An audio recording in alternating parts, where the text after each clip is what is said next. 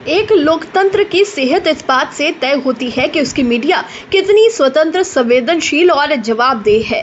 लेकिन जब पत्रकारिता अपने मूल धर्म से भटककर एक तमाशा बन जाए, जब कैमरा नाइंसाफी का गवाह बनने के बजाय खुद अन्याय का औजार बन जाए, तब सवाल उठते हैं न सिर्फ मीडिया पर बल्कि उस पूरी मानसिकता पर जो उसे चला रही है। पाकिस्तान हाई कमीशन के बाहर का दृश्य किसी कॉमेडी शो से कम नहीं था, लेकिन उसका असर बेहद त्रासद था।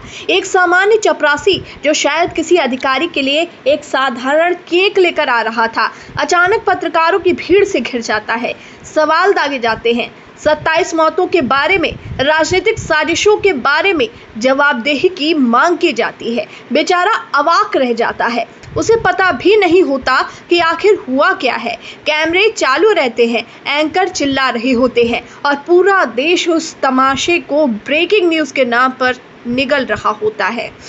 ये पत्रकारिता नहीं, चरित्र हत्या का लाइव टेलीकास्ट था। सवाल पूछना अगर पत्रकारिता है तो ये भी याद रखा जाना चाहिए कि सवाल किससे, कब और कैसे पूछे जाएं। सत्ता से असली सवाल पूछने की हिम्मत खो चुके रिपोर्टर्स अब आम आदमी को घेर कर राष्ट्रवाद का प्रमाण मांगने लगे तो समझिए कि मीडिया के भीतर एक लंका कांड चल रहा है, जहां हर कोई रावण बनने को आतुर है, लेकिन विभीषण जैसा सच कहने वाला कोई नहीं।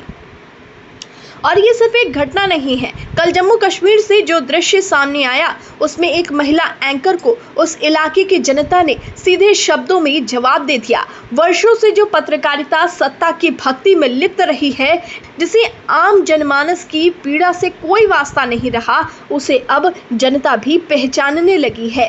ये उस आक्रोश की अभिव्यक्ति थी जो सालों से दबा हुआ था। वहाँ कोई हिंसा नहीं थी, कोई अपशब्द नहीं थे, सिर्फ एक सामूहिक अनदेखी, एक सामाजिक बहिष्कार जो शायद मीडिया के लिए सबसे बड़ा आईना है। ये दौर हमारे सामने एक सवाल छोड़ता है, क्या हम अब भी उसे पत्रकारिता कहेंगे जो न पीड़ित की आवाज़ उठाती है, न सत्ता से टकराती है, बस टीआरपी के लिए जनता को भड़काती है, या फिर समय आ गया है कि हम इस नाटक को पहचानें, उसका पर्दाफाश करें और असली पत्रकारिता की वापसी की मांग करें। वो पत्रकारिता जो सत्ता से सवाल करे, आम आदमी से नहीं।